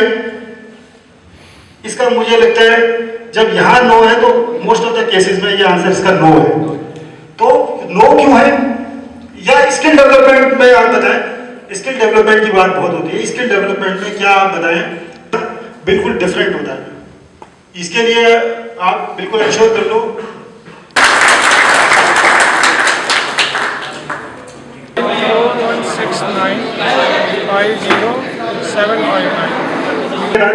देना चाहते हैं, प्रगति करनी है अपनी। तो ये CSR एक्ट का ये 3 कंडीशंस हैं। उस CSR कमेटी में 3 या 2 डायरेक्टर होंगे और ये बोर्ड डिस्क्लोज करेगा CSR कमेटी। और एक रिजोल्यूशन होता है, बड़े कॉर्पोरेट्स हजारों करोड़ इनकी टर्नओवर है, अगर 2% भी अगर हमारे समाज उसको यूटिलाइज करता है या ऐसा मैकेनिज्म सरकार की तरफ से आता है, गवर्नेंस इस पर प्रेशर डालती है, तो वी विल इकोनॉमिकली हम बहुत डेवलप हो जाएंगे। तो इसमें कुछ सरकार की तरफ से पहल होनी चाहिए, कुछ हमारी डिमांड्स होनी चाहिए। 7.5 लाख रजिस्टर्ड NGOs हैं हमारी जो बाबा साहब के नाम पे रजिस्टर्ड है, तो उन सबको सेटिस्फाइड करा जाएगा कि भाई इन सब चीजों के लिए डिमांड करें तो आगे बढ़ेंगे। अब देखो CSR जो है उसमें ये बेसिकली 8 पॉइंट्स है कि भाई CSR पे पैसा कहां खर्च किया जाए, बट ये डिफाइन नहीं है किस पे। अब देखो इसमें क्या है, eradication hunger and poverty, promotion of education. अब मुझे तो नहीं लगता कि किसी भी कोई भी कॉर्पोरेट वर्ल्ड का कोई कॉर्पोरेट घराना या कोई कॉर्पोरेट सेटअप जो है प्रमोशन ऑफ एजुकेशन पे काम कर रहा है। कितना कर रहा है कि अपने नाम पे CSR के नाम पे जमीनें ले लेते हैं और बाकी जो है उससे ज्यादा कुछ नहीं करते। इसी तरह डिफरेंट कैटेगरीज है। आप इसमें आप देखोगे तो नीचे जो सेकंड लास्ट वाला ये है, contribution to prime minister fund और an other fund set up by the central government or state government for socio-economic development and relief fund for the welfare of scheduled caste and scheduled tribe। तो CSR का जब mandatory है, कानून बना हुआ है, corporate आपको कंपनीज एक्ट प्रोवाइड कर रहा है, बट इसको कोई फॉलो नहीं कर रहा। तो फॉलो नहीं कर रहा तो हम हमारी वजह से नहीं कर रहा। तो ये जो चीजें हैं इनको सेंसिटाइज करने के लिए एक तरीके से हमारे रिटायर्ड पर्सनल्स का ग्रुप हो या एडवाइजरी बॉडी मूल भारतीय औद्योगिक संघ जो है कुछ उसमें करे, या जिस भी लेवल पे आप है अखबार पढ़ते हैं, तो इन सब चीज़ों पे अगर डिमांड करेंगे तो डेफिनेटली ये चीज़ें डेवलप होंगी और हमारा सोशल या कॉर्पोरेट वर्ल्ड में कैसे एक्सप्लोर हो। आपके हरियाणा में अभी पीछे एक एट्रोसिटीज हुई थी, झगड़ा हुआ था रिजर्वेशन को लेकर।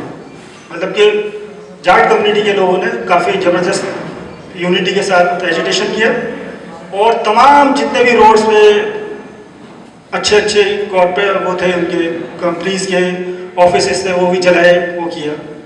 तो स्ट्रक्चर बिजनेस पे जाए, क्योंकि जो आज का जो मॉडर्न वर्ल्ड है, डिजिटल वर्ल्ड, आपको ये अलाउ कर रहा है।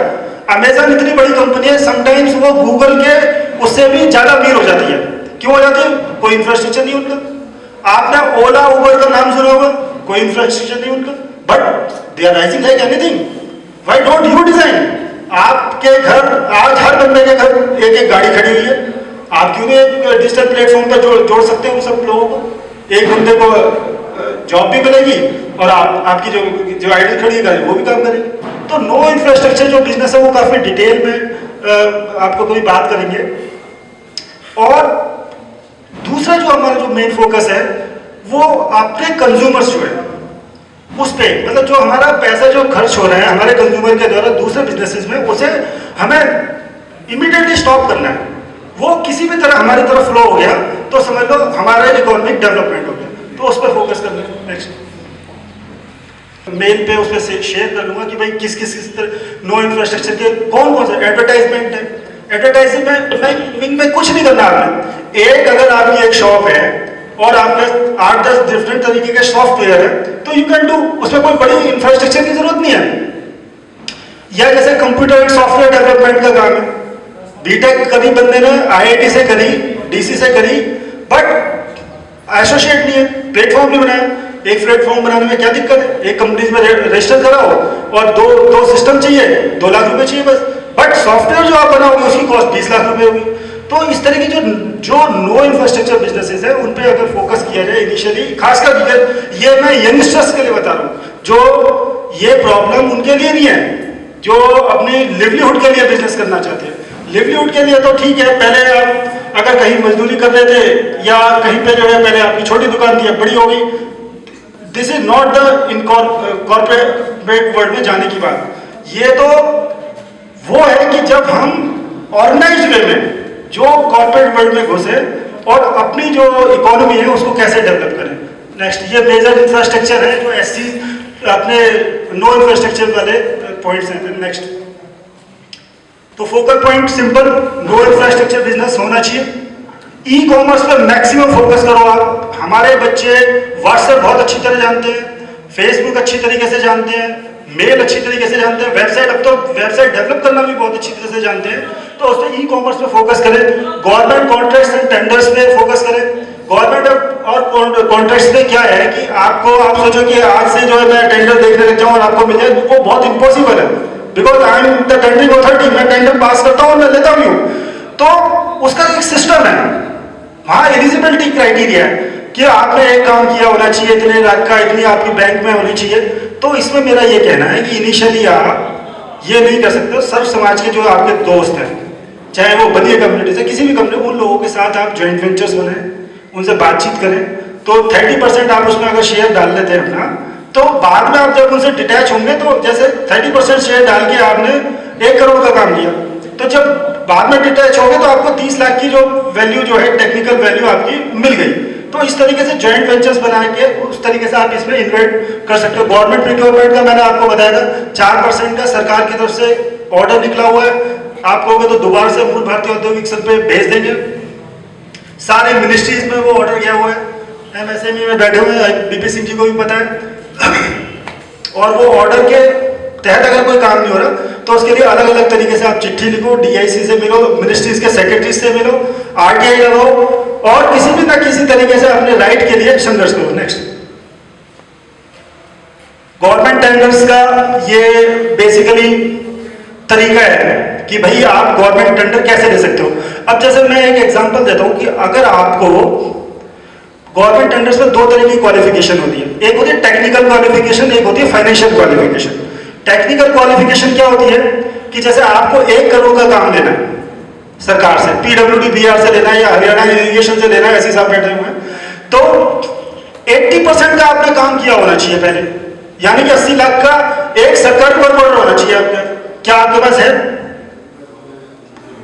दूसरा, या 2 काम होने चाहिए 50-50 लाख के, यानी कि 50% मतलब 50-50 लाख के 2, तब आप एलिजिबल हो। या 3 काम होने चाहिए 40% के। तो ये जो कंडीशन है ये CBC के पूरे हिंदुस्तान में, सभी इंडिया में सभी लोग फॉलो करते हैं, चाहे वो गवर्नमेंट डिपार्टमेंट हो, चाहे पब्लिक सेक्टर हो, चाहे वो क्या कहते हैं स्टेट गवर्नमेंट का डिपार्टमेंट हो। तो ये जो कंडीशंस हैं इनके लिए हमें फाइट करना पड़ेगा। अगर हम फाइट नहीं कर सकते तो अपनी कंडीशंस इस तरीके से डेवलप करें ताकि हम उन टेंडरिंग में पार्टिसिपेट कर सकें। ये फाइनेंशियल क्वालिफिकेशन है। तो नॉर्मली जो गवर्नमेंट टेंडरिंग की जो एलिजिबिलिटीज है ना, वो हमारे लिए अभी बहुत मुश्किल है। तो उसका यही तरीका है कि हम या तो जो ऑलरेडी जो कंपनीज काम कर रही हैं अपने दोस्त अपने फ्रेंड सर्कल में ढूंढें, उनसे शायद जॉइंट वेंचर्स बनाएं, या जो एससी या चीफ इंजीनियर लेवल पे जो लोगों की अथॉरिटी है, जैसे हर स्टेट में एससी की 5 लाख की अथॉरिटी होती है, मतलब जिसमें वो 5 लाख के टेंडर दे सकते हैं कंसल्टेंसी और अदर काम के लिए। तो 5-5 लाख के आप टेंडर के फोकस करें, बाद में जो है बड़े के लिए करें। या ये एलिजिबिलिटी जो है सरकार के लिए के साथ साथ प्राइवेट सेक्टर में भी एलिजिबल है।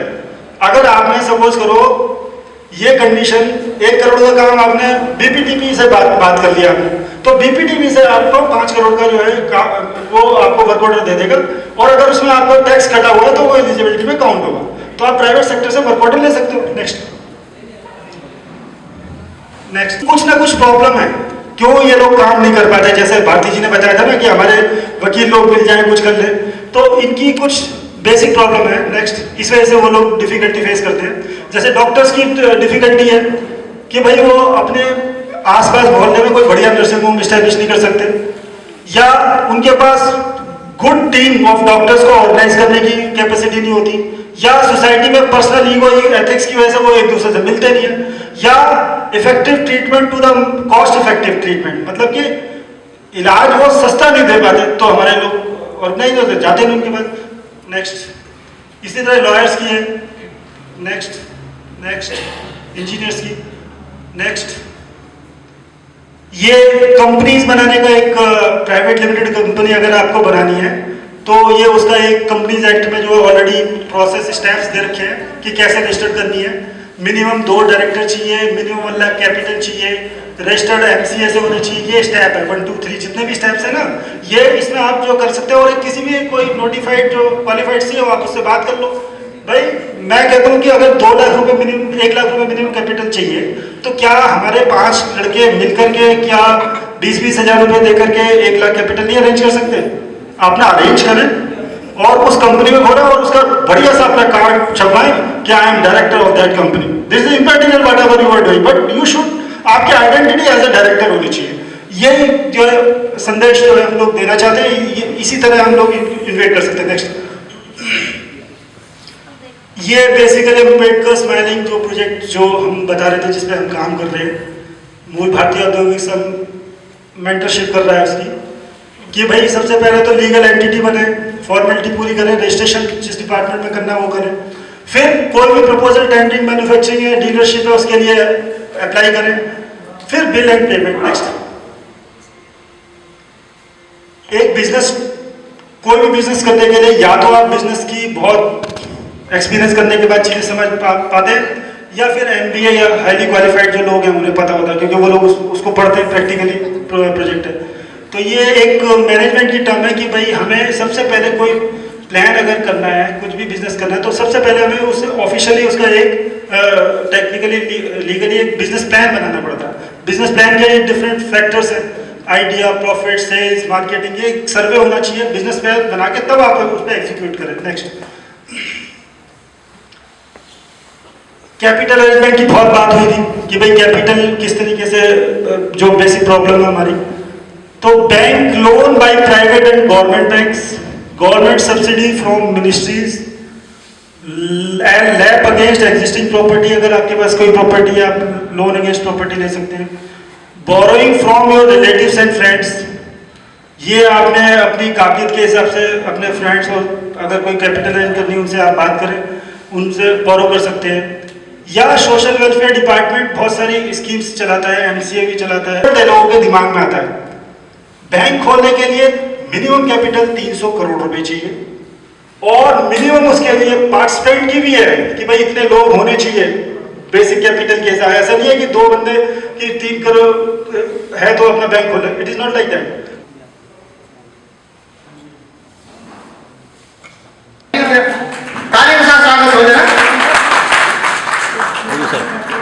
लोग हमारे समाज में हैं सिर्फ, और आप लोग हरियाणा में जो है अपने दलित बहुजन समाज को समृद्ध बनाएं। और जरा, क्योंकि पत्रकार हैं और ये कॉर्पोरेट कंसल्टेंट हैं, तालियों के साथ स्वागत। जो सचिव हैं हमारे, हमें उम्मीद है कि पहले मैं एक ग्रुप के माध्यम से बड़ा इंस्पायर हुआ, और क्योंकि मैं त्रावड़ी के पास रहता हूं तो त्रावड़ी में जाकर के मैंने एक सर्वे किया।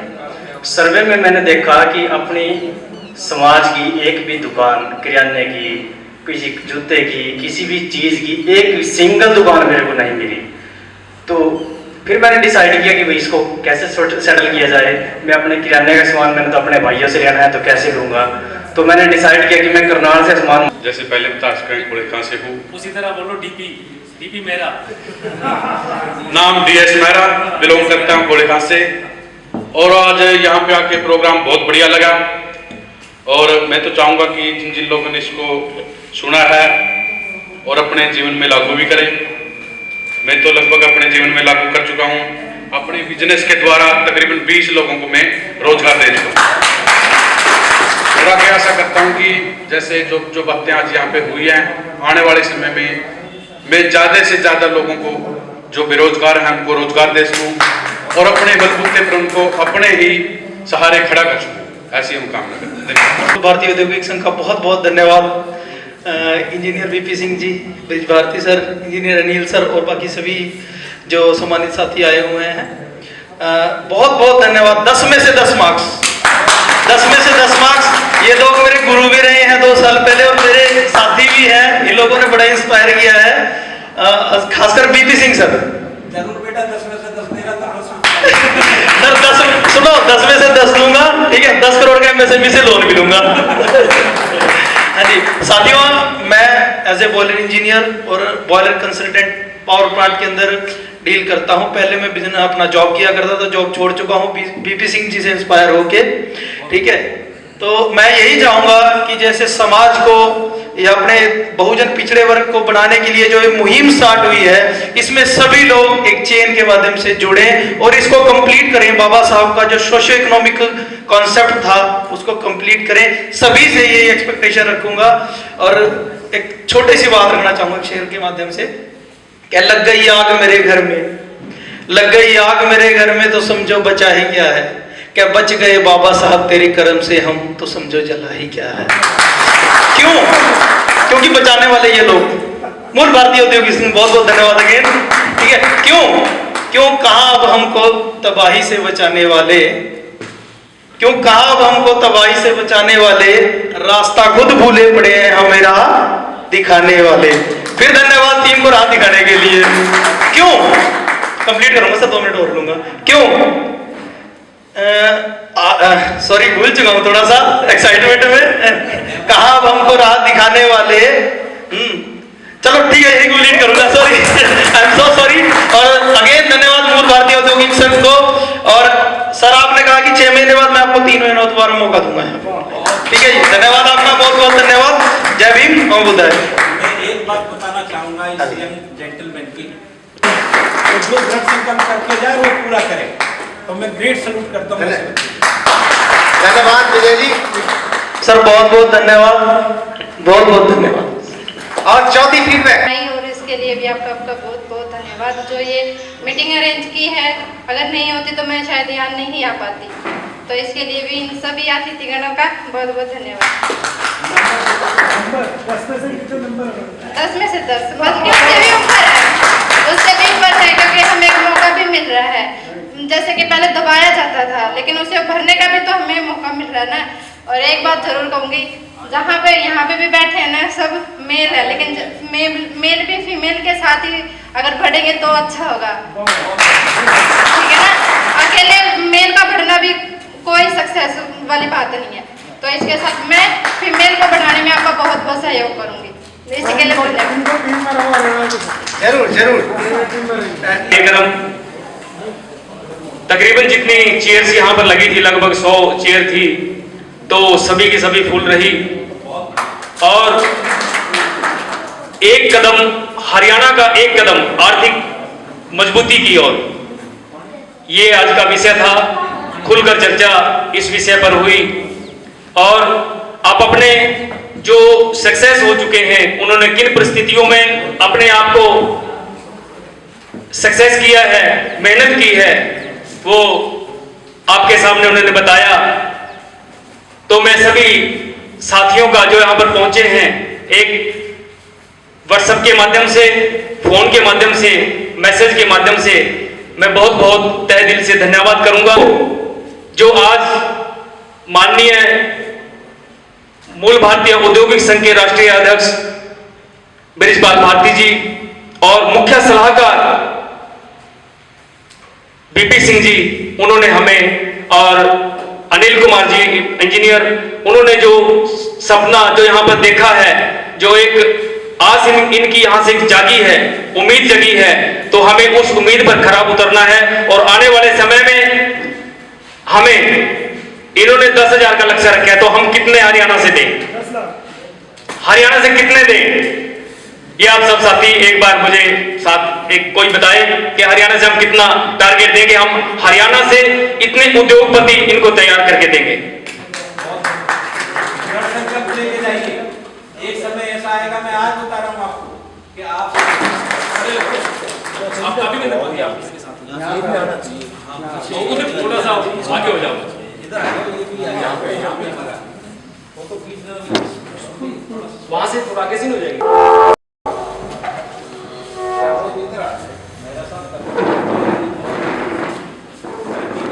कृष्ण कुमार जी,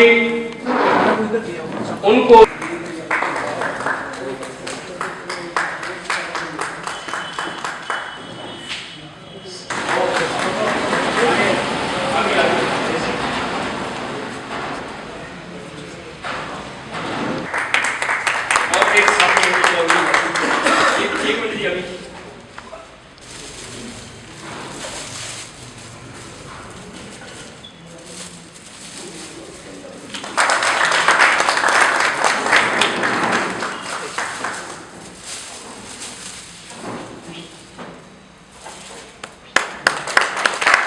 जी थोड़ा पीछे,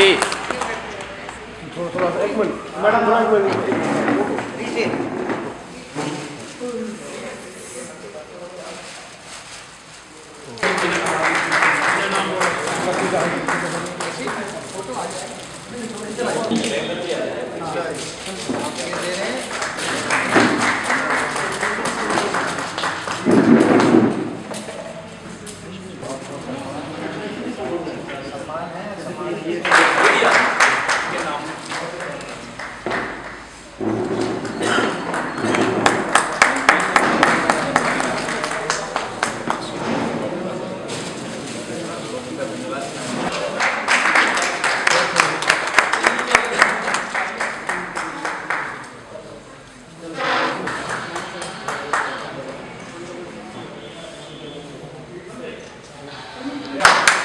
सर सर सर सर